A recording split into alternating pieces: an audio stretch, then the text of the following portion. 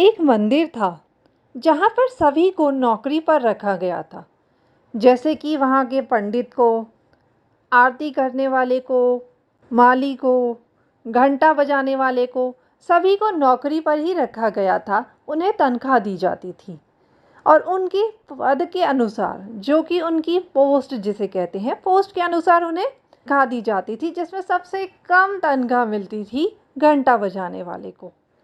मगर सबसे अच्छा और सबसे ईमानदारी से काम भी वो घंटा बजाने वाला ही करता था, क्योंकि उसके लिए इम्पोर्टेंट, उसके लिए वह पोस्ट या फिर वो सैलरी नहीं थी जिसके लिए हम लोग सब काम करते हैं। वो भगवान में सच्ची भक्ति के साथ पूजा किया करता था और घंटा बजाया करता था, जिसकी वजह से लोग मंदिर में और ज़्यादा आते थे। क्योंकि आरती के समय जब वह घंटा बजाता था तो उस समय आरती का जो आनंद होता था उस घंटे की वजह से वह बहुत ज़्यादा हो जाता था और लोगों के अंदर भक्ति भाव भी होता था और लोग उस घंटा बजाने वाले की तरफ बहुत ज़्यादा अट्रैक्ट होते थे। तो एक बार क्या हुआ कि मंदिर के ट्रस्टी चेंज हो गए। अब मंदिर के ट्रस्टी चेंज हो गए तो नए नए रूल्स भी आएंगे। अब नए ट्रस्टी का नया रूल, और नया रूल ये कि जितने भी लोग होंगे मंदिर में काम करने वाले वह पढ़े लिखे होने चाहिए, ताकि पढ़े लिखे लोग कुछ नया करेंगे, कुछ अच्छा करेंगे, मंदिर के लिए उसमें भला होगा। तो जिसकी वजह से घंटा बजाने वाले बेचारे का तो घंटा ही बज गया, उसे नौकरी से निकाल दिया गया। मगर वह बेचारा उसे नौकरी थोड़ी समझता था, वह तो उसे भक्ति भाव से एक रोज़ का नियम समझता था। उसने बहुत प्रार्थना की, उसने यह तक कहा कि मुझे तनख्वाह ना दे मगर घंटा मुझे ही बजाने दे, यह मेरा नियम है। मगर नए ट्रस्टी कहाँ मानने वाले थे, वो नहीं माने और उन्होंने उसका हिसाब कर दिया। लेकिन ये क्या, शाम को जब आरती का समय हुआ, आरती गाई गई, तो किसी को आनंद ही नहीं आया, क्योंकि उस आरती में वो भाव नहीं था। आरती के साथ जो घंटा बजता था, उस घंटा बजाने वाले का जो भाव था, उसे सब लोग बहुत बहुत ज़्यादा मिस कर रहे थे। अब वो कहाँ से ला सकते थे। इस पर कुछ लोगों ने सोचा क्यों ना उस घंटा बजाने वाले के घर चला जाए और उसे बुलाया जाए कि तुम वापस आ जाओ। लोग गए उसके घर, उसे बुलाया गया, परंतु वह ना माना। इसने कहा कि उस हमारे नए ट्रस्टी को अच्छा नहीं लगेगा मेरा आना, मैं नहीं आ सकता। लोगों ने कहा तुम सिर्फ घंटा बजाने आओ, तो उसने कहा वह नहीं मानेंगे, मैंने कोशिश की थी। तो लोगों ने एक नया उपाय निकाला।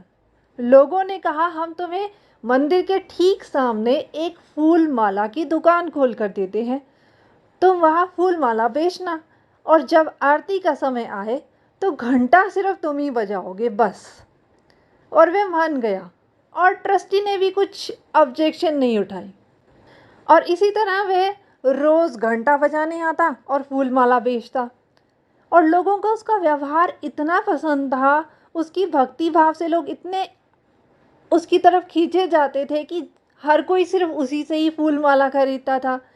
ऐसा करते करते उसने 1 से 7 दुकानें खोल ली और 7 दुकानें भी उसकी कम पड़ने लगी। तो एक समय ऐसा आया कि मंदिर के बाहर जितनी 25 दुकानें थी वो सभी उसी की ही थी। और कहाँ वह घंटा बजाने वाला और आज वह 25 दुकानों का मालिक। समय बीतता गया और वह एक फैक्ट्री का मालिक बन गया और आज वह BMW में बैठकर आता था मंदिर का घंटा बजाने। भले ही वह BMW में बैठकर आता हो, वह फैक्ट्री का मालिक बन चुका हो, मगर उसके भाव में, उसका घंटा बजाने के उस स्टाइल में कुछ भी चेंज नहीं आया, वैसे का वैसा ही, और लोगों को उतना ही आनंद आता था। इसी तरह समय और बीतता चला गया और एक नए ट्रस्टी आए। नए ट्रस्टी ने देखा कि मंदिर में काफ़ी सुधार की ज़रूरत है, जिसे कहते हैं रिनोवेशन की बहुत ज़रूरत है, जिसमें बहुत खर्चा आएगा। नए ट्रस्टी ने सोचा क्यों ना उस BMW के मालिक से पूछा जाए, जो कि एक फैक्ट्री का भी मालिक है, जो रोज़ घंटा बजाने आता है, क्या पता वो हमारे को कुछ डोनेशन दे। तो उसने पूछा कि इसमें कितना खर्चा लगेगा। उन्होंने बताया कि खर्चा तो लाखों में है, बट आप कितना दे सकते हैं।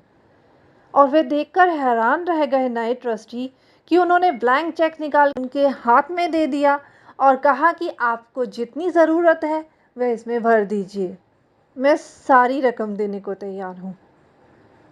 उन्होंने लाखों में जितनी भी रकम थी वो सब उसमें भर दी और वे देखकर और हैरान हुए कि उन्होंने साइन ना करके उस पे अंगूठा लगाया। नए ट्रस्टी बोले कि आप तो पढ़े लिखे नहीं हैं, इतनी फैक्ट्री के मालिक हैं और BMW पर आते हैं। अगर आप पढ़े लिखे होते तो पता नहीं आज आप कहाँ होते। इस पर वह व्यक्ति हंसा और बोला कि अगर मैं पढ़ा लिखा होता तो आज सिर्फ घंटा बजा रहा होता। अब ये बात नए ट्रस्टी को तो समझ नहीं आई, लेकिन ये बात आपको और मुझे ज़रूर समझ में आई कि उसने ऐसा क्यों कहा। आई ना? अगर आई तो कमेंट बॉक्स में यस ज़रूर लिखना। उस नए ट्रस्टी को तो सोचने दीजिए कि उन्होंने ऐसा क्यों कहा।